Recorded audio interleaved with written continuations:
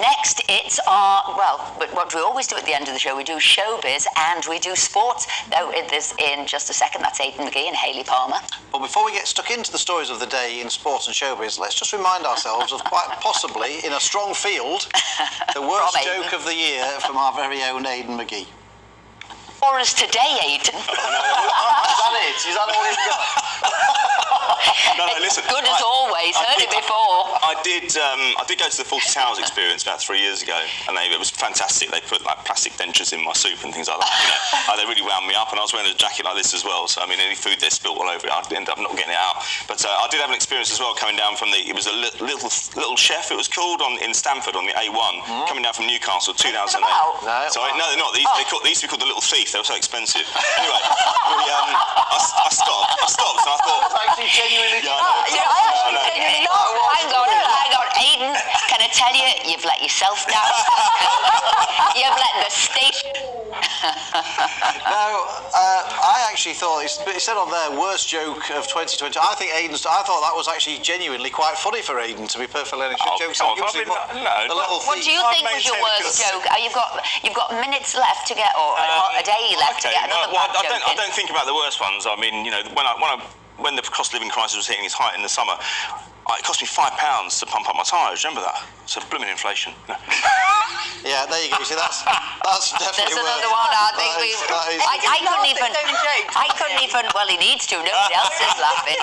We're gonna repay you at the end of the show. Anyway, first of all, on sports, big news about Cristiano Ronaldo going to Saudi Arabia for some huge fee. The interesting thing was, I was watching the Liverpool-Leicester game last night, and they mentioned it on Sky Sports with Gary Neville, and I thought Gary Neville was going to go off on one about human rights in Saudi. Not a dicky bird. Not a peep. Not a dicky bird, asked him. There's a shock. What do you make of it?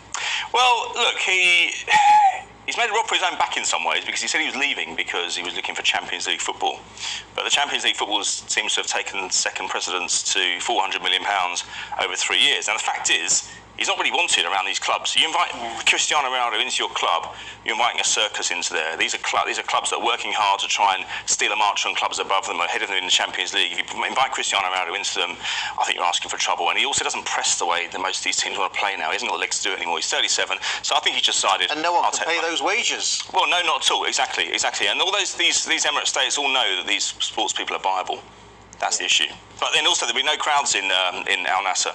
So if you wanted atmosphere, you'd be better off joining NASA. And they obviously want promotion and they want to go forward, don't they? The Saudi Arabia. It needs the publicity and they want the money. They want the World Cup in 2030. Yeah, so it's to get the World Cup, yes, in 2030. Hayley, yes. New Year's Eve, what's been the big showbiz stories of the year for you? For me, I'm going to go in at number 5 quickly. Neighbours finishing, broke my heart. Just about got over it because Amazon Freebie are taking it on, so everything's okay. Just to console myself there. Number 4, Will Smith, that slap with Chris Rock. I mean, gosh, was that only like this year? Yeah. Seems like ages ago. Yeah. Was it February? I think it was about February, Good knowledge there, good knowledge. And, I think it was a bit of a silly thing to do, but has it actually affected him? I don't think so, because his new film is out and it's got great ratings. So would he be back at the Oscars this year? I think he's been banned for 10 years, so no. But they never said he couldn't zoom in from at home. So he might still zoom about Will Smith this year. Number 3, I'm going to go in with Cher and her toy boy, because she's 73, he's 33, but she seems really in love. And on Christmas Day, I saw on Twitter, she's got the most beautiful diamond ring, and I'm happy for her. As I always say, Esther likes having a toy boy. We have to get that one in there, Phil. Well, I'm hoping to get one for 2023. Hey! Number 2, I've got to say Agatha Christie, because we talked about it for weeks and weeks. There's actually a play coming out in the West End in the spring, would you believe? I've been watching the series. Have you been watching the series as well? Yeah, it's really good. God, really get a life.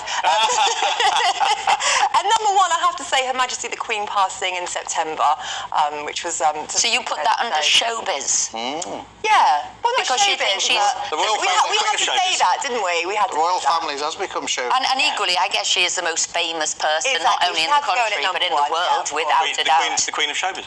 Yes. Anyway, we've got a punishment for you because last week people watched. My sister was on about the book she'd written about sprouts and all the recipes you can have for sprouts, which she raised for Children's Hospice. She actually made some sprout cake. I've got it here in the Tupperware. I'll give you a piece of cake afterwards. You two are both going to be eating a piece of sprout cake. Oh, Big wow. sugar level, though, yeah. One of my 5 a Well, day. look, I can't believe it. We've whizzed through that. We've had your top 5 moments. I would have wanted to have talked Worst joke. Worst joke. Oh, come on, give me one another more joke. That was. No. I don't think we've got time. We definitely We do have not time. have Next week, time. next Yeah, week. whatever. But anyway, we and the GB News family would like to wish you a very, very happy New Year. And thank you for watching. We'll see you next year.